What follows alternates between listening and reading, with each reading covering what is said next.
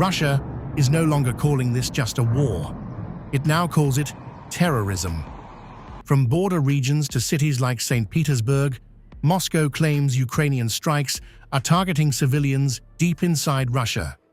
Maria Zakharova calls it a sustained campaign, not isolated attacks.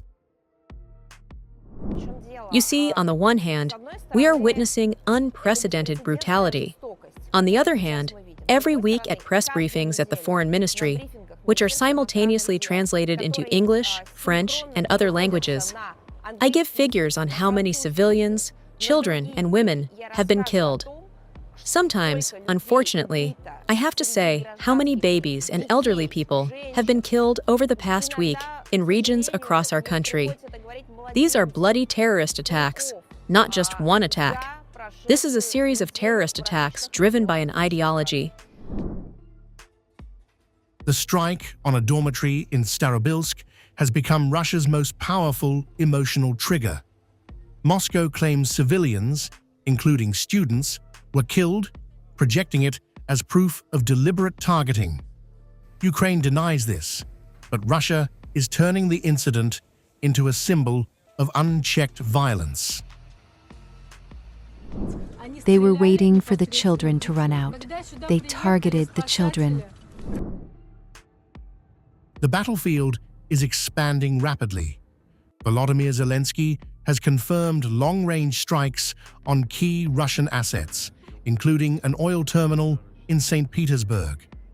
Drones are now reaching far beyond front lines, hitting infrastructure and bringing the war closer to Russian civilians. Russia's offensive is now targeting the media. Maria Zakharova has accused Western outlets, like the BBC, of ignoring civilian deaths while attending elite events.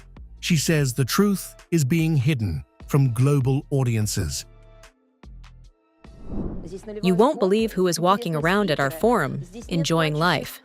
Steve Rosenberg, BBC. Here they pour coffee. There are interesting speakers.